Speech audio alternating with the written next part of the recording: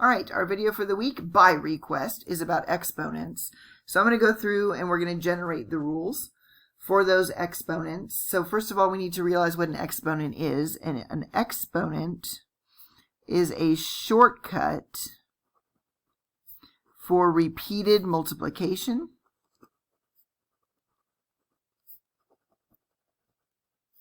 or division.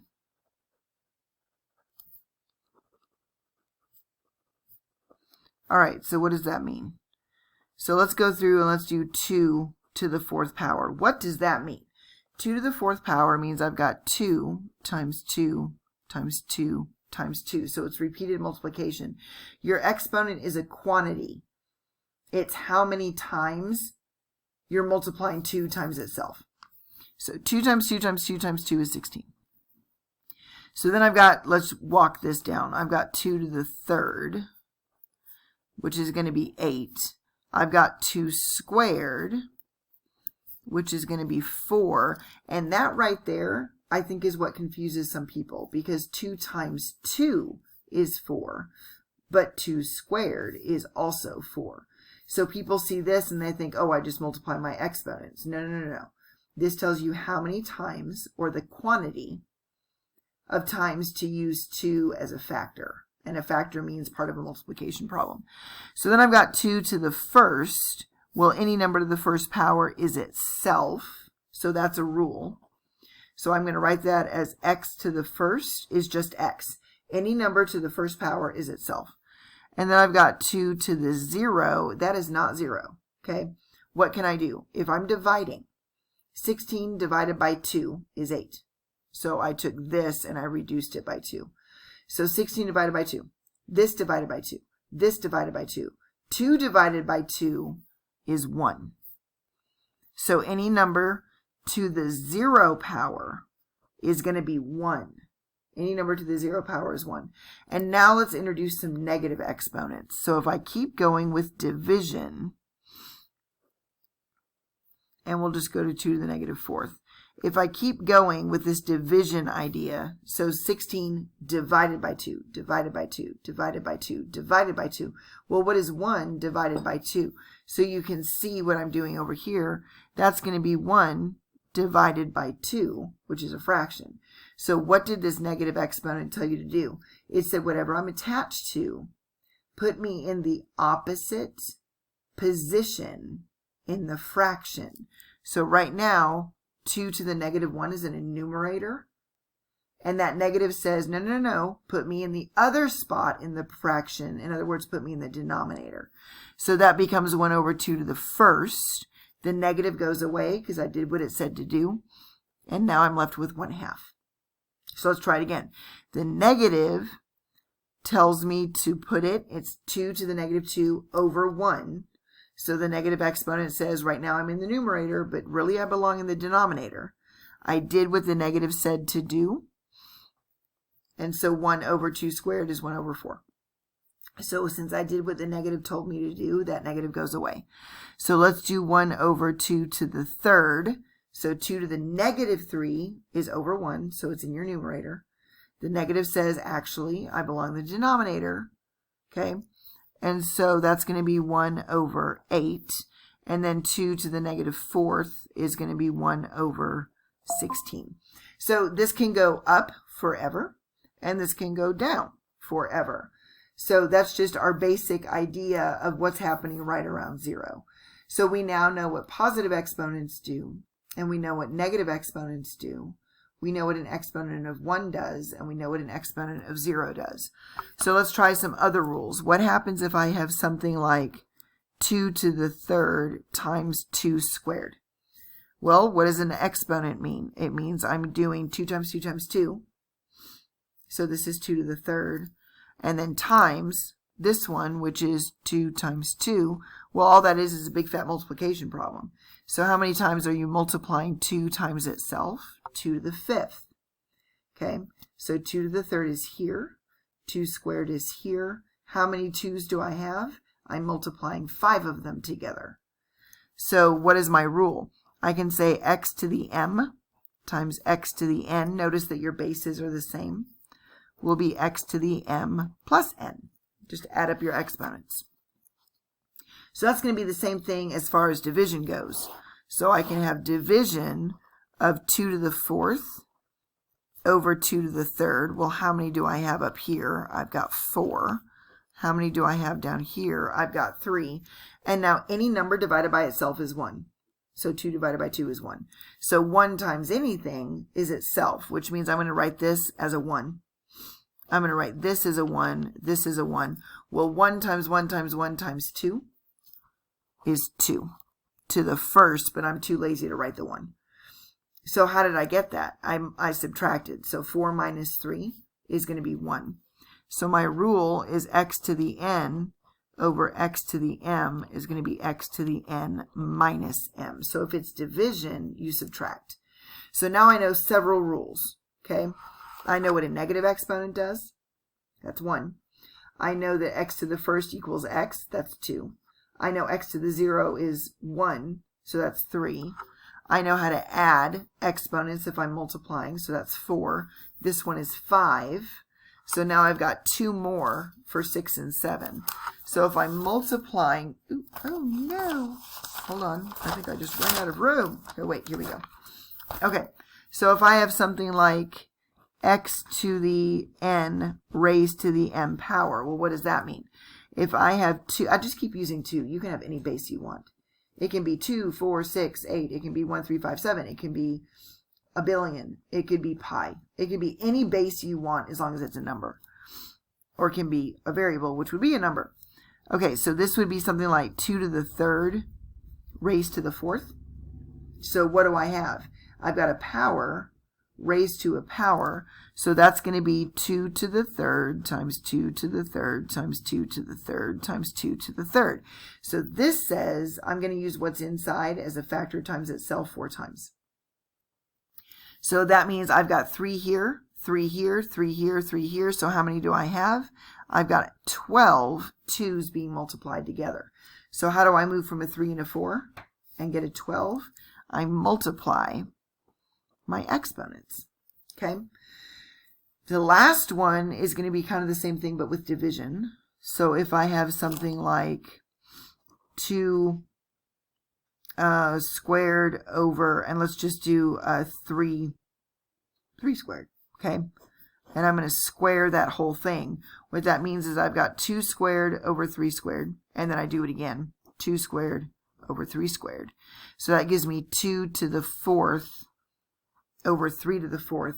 So again, don't fall into the trap. I've got 2 times 2 times 2 times 2, so you're counting, which means I've got 4 2's on the top.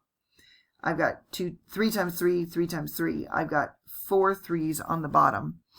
So what that means is I'm going to distribute this 2 as well using multiplication. Or yes, using multiplication. Good heavens. All right, so that gives me x to the n over y to the m. So notice I've got different bases because I could reduce on the inside using order of operations. And if this is to the t power, then that's going to give me x to the nt over y to the mt. And all these things work backwards as well. So if I've got a factor up here, I can break it down to make things work the way I want. I could notice that both of these are raised to the t power, so I could work backwards and write it this way. So the last type of thing that we're going to look at is called a rational exponent. And remember that rational, the first 5 letters spell ratio. So these are going to be exponents that have fractions in them. And these are going to lead us to radicals. Okay, leading us to radicals. So we just finished up 7 basic rules for exponents. Well, now I can throw this in the mix as well. So if I have something like 2 to the 1/2, okay, do something you know how to do first. Well, I know that 2 to the first is just 2. So what does this over 2 mean in my exponent? That over 2 means that you're taking a square root. So really this means the square root of 2 to the first. I started to write a 1, sorry. Okay, well, I'm too lazy to write the 2 on the radical. So really that just becomes the square root of 2. So remember that this is just 2 to the first power, but I'm taking a square root. Okay, so let's try it again. I've got 3 to the 2/3 power.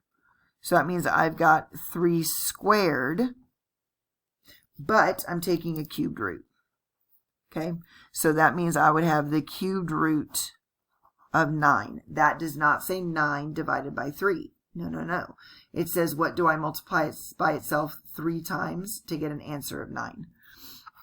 Okay, so let's try something else. Give me a second because I completely and totally grabbed the wrong notebook. Let's see if I've got any. Oh, I do. Okay, so let's try another one. If I want to reduce radicals or simplify radicals, so we're going to just, in college algebra, we're going to stay with square roots or cubed roots. So let's say I've got something like the cubed root of 4 x to the 3rd y squared z. Okay, so multiplication under the radical means that every factor can have his own radical. So I get the square root of 4, the square root of x to the 3rd, square root of y squared, and the square root of z. Okay, well, I happen to know that the square root of 4 is 2 because this is what I want you to see. I can break down 4 as 2 times 2. And so my index tells me how many pairs I need. And again, I'm too lazy to write that 2. But my index here is a 2. Okay, and the index is the itty-bitty number that sits on the shelf. Okay, so I need pairs of matching numbers in order to come out. So I have a pair of 2s. So that pair comes out. You write it once. Okay, so the square root of 4 is 2. So let's look at this one. I have x times x times x. My index is 2, so I need a pair of x's in order to come out. So I write it once, and then who's left inside is x. On the y, I need a pair in order to come out. Well, I got a pair of y's, so he's going to come out. On the z, I don't have a pair. He has to stay inside. So now I'm just going to clean this up. So all the radicals are going to go together, and all the numbers outside are going to go together. So that gives me a 2xy times the square root of xz. So what I used to tell my students in high school, and I apologize, it's a little bit violent, is this is effectively a prison. All of these things are trapped inside. So for the prison break, I need, in other words, to get out of prison, is the index. So in this case, it's a 2. So the sad news is I need 2 for the prison break, but there's only ever 1 survivor. Okay, so I need 2 for the prison break. There's 1 survivor. He came out. I need 2 for the prison break. There's 1 survivor. He came out. The other guy is still inside waiting for the next bus. I don't know. Okay, so that x stays inside with this x. I need 2 for the prison break, and so he comes out. He doesn't have a friend for the prison break. He has to stay inside. So let's try another one with a cubed root. So if I've got the cubed root of, let's do 16, and then we will do x to the 6th, y to the 4th, z to the 5th, w to the 3rd. Okay, so the question is, how many do I need for my prison break? So 16 is 4 times 4, but that doesn't help me this time because I need 3 matching factors for my prison break.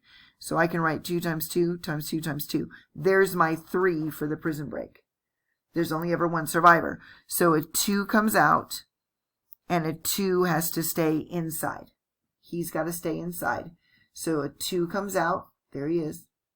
And this 2 has to stay inside. Do not forget your index. Okay? So I should have written it this way. Cubed root and then cubed root. That might be easier to see. So let's do x to the 6th.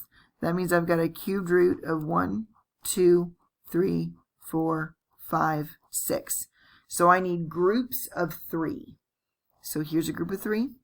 Here's a group of 3. So I've got 2 sets ready to come out for the prison break, but there's only ever 1 survivor. So this set comes out, he survived. This set comes out, he survived. So there's no more x's left in prison. Okay, let's look at the y's. I need a set of 3 for the prison break. So here's my set of 3. That means one of them is going to stay inside, but one of them is going to break out. So 3 of them break out, but there's only 1 survivor. And then I've got the cubed root of y that's going to stay on the inside. Okay, let's try z's. I've got the cubed root of 1, 2, 3, 4, 5. I need a group of 3 because my index is 3. So this is going to come out as a z. 2 of them are going to stay inside. Okay, 2 of them stay inside, so it's z squared. And now let's finish up with w. So I've got the cubed root of w, which means I've got, let's come up here, I've got a complete set. So there's no w's left in prison. So there we go. So now I'm going to put the radicals together, and I'm going to put the other numbers together. So I've got a 2, I got an x squared, I've got a y, I've got a z, and I've got a w. And then what's left in the prison? I've got a 2, a y, and a z squared. So that is your simplified radical. So that's basically what you do. So that's a quick review on exponents and on radicals. So have a great week, and let me know if I can help.